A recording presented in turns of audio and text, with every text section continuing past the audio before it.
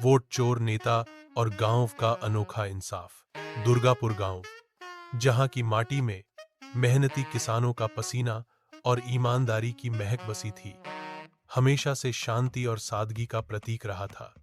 लेकिन इस बार चुनाव की आहट ने इस शांति को भंग कर दिया था। गांव का सरपंच पद, जो वर्षों से एक प्रतिष्ठित अनुभवी व्यक्ति किशनलाल के लिए आरक्षित माना जाता था, उस पर अचानक एक नया साया मंडराने लगा था। शहर का नामी, गिरामी, भ्रष्ट और मक्कार नेता सुरेंद्र प्रताप अपने धन, बल और गुंडों के दम पर गांव में घुस आया था। उसके पास बड़े बड़े वादे थे, चिकनी चुपड़ी बातें थीं और सबसे बढ़कर चुनाव जीतने का एक नापाक इरादा था, वोटों की चोरी।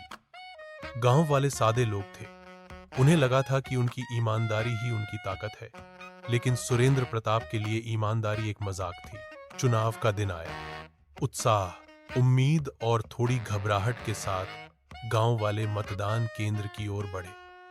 किशनलाल को विश्वास था कि हर एक वोट उसकी ईमानदारी और गांव के प्रति उसके समर्पण का प्रमाण होगा। लेकिन शाम होते होते जब मतों की गिनती शुरू हुई तो एक सन्नाटा छा गया। हवा में एक अजीब सी बेचैनी थी और फिर घोषणा हुई, सुरेंद्र प्रताप प्रचंड बहुमत से विजयी। गांव वालों के पैरों तले जमीन खिसक गई। उन्होंने अपनी आंखों से देखा था कि कैसे सुरेंद्र के गुर्गे कुछ मतपेटियों को अपने कब्जे में लेकर गए थे, कैसे कुछ अज्ञात लोगों ने बार बार मतदान किया था। यह जीत नहीं, खुलेआम डकैती थी। गांव में मातम पसर गया। किशनलाल अपनी सारी उम्मीदें खोकर अपनी झोपड़ी में चुपचाप बैठ गए। अर्जुन, गांव का एक युवा और जोशीला बेटा, अपनी मुट्ठियां भींच कर रह गया। हर तरफ गुस्सा था, निराशा थी और सबसे बढ़कर बेबसी की गहरी भावना। क्या हम यूं ही हार मान लेंगे बाबाजी? अर्जुन ने कृष्णलाल के सामने लगभग चीखते हुए कहा। वह बेईमान नेता हमें लूटता रहेगा और हम कुछ नहीं करेंगे। किशनलाल ने गहरे सांस ली। उनकी आंखों में थकान थी, पर एक अजीब सी शांति भी। नहीं अर्जुन, हम हार नहीं मानेंगे, लेकिन हम उनकी तरह हिंसा या धोखाधड़ी का रास्ता भी नहीं अपनाएंगे। हमारा इंसाफ अनोखा होगा, ऐसा कि सुरेंद्र प्रताप को खुद अपने किए पर पछतावा होगा। गांव के बुजुर्ग, महिलाएं और युवा सब किशनलाल के पास इकट्ठे हुए। किशनलाल ने अपनी योजना समझाई। यह एक ऐसा सामाजिक बहिष्कार था जो दिखते हुए भी नहीं दिखेगा। यह सत्ता को अंदर से खोखला करने की एक धीमी लेकिन घातक रणनीति थी। अगले दिन से दुर्गापुर गांव पूरी तरह बदल गया। सुरेंद्र प्रताप जीत का जश्न मनाने गांव आए।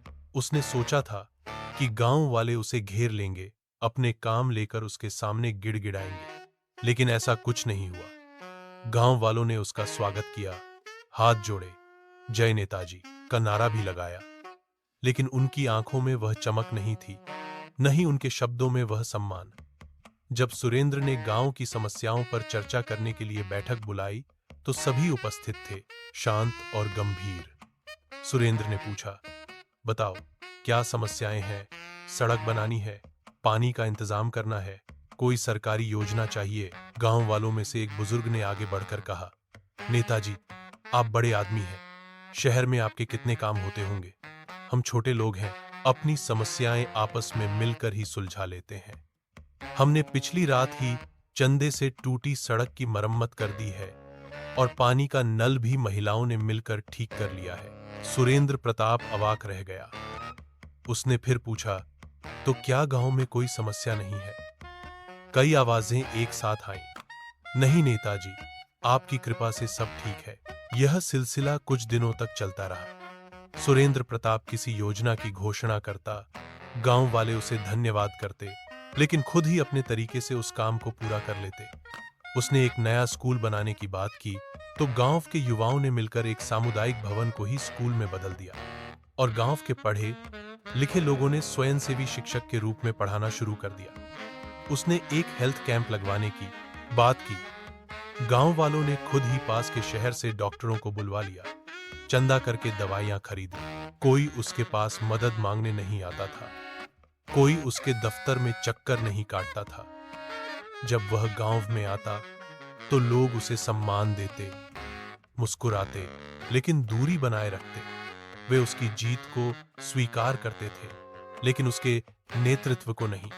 सुरेंद्र प्रताप की सत्ता खोखली होती जा रही थी। वह नेता तो था, पर उसके पीछे कोई अनुयायी नहीं था। उसके पास अधिकार थे, पर कोई उन अधिकारों को उसे प्रयोग करने का अवसर ही नहीं देता था। वह कुर्सी पर बैठा था, लेकिन गांव की हर समस्या गांव वाले खुद ही मिलकर सुलझा रहे थे, उसे बिना बताए, बिना उससे पूछे। यह उसका सबसे बड़ा पछतावा बन गया। वह वोट चोरी करके जीत तो गया था, पर उसने गांव वालों का विश्वास खो दिया था। उसकी सत्ता अब एक जहर था जो उसे धीरे धीरे मार रहा था। उसका अहंकार अब उसकी सबसे बड़ी कमजोरी बन चुका था।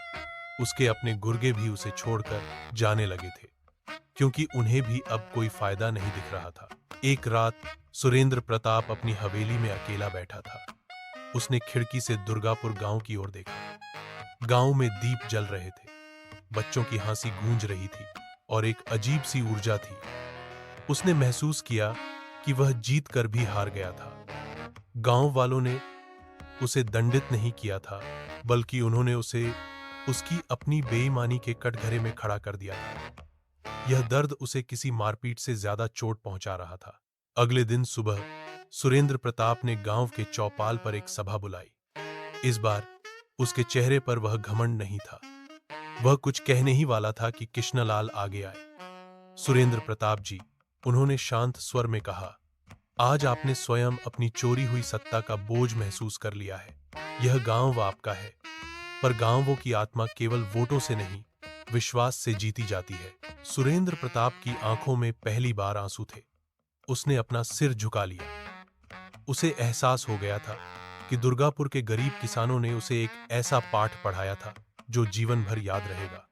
उन्होंने उसे बताया था कि असली शक्ति कुर्सी में नहीं, बल्कि लोगों के विश्वास और एकता में होती है। कुछ ही हफ्तों बाद सुरेंद्र प्रताप ने अपने पद से इस्तीफा दे दिया। उसने सार्वजनिक रूप से अपनी गलती स्वीकार की और गांव वालों से माफी मांगी। दुर्गापुर गांव ने उसे यह सिखाया था कि न्याय हमेशा तलवार से नहीं मिलता।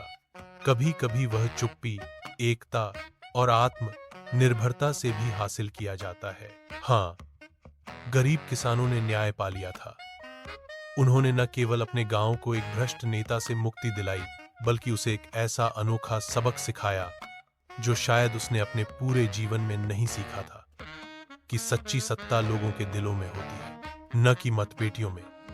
और यह इंसाफ किसी भी अदालत के फैसले से ज्यादा प्रभावशाली था।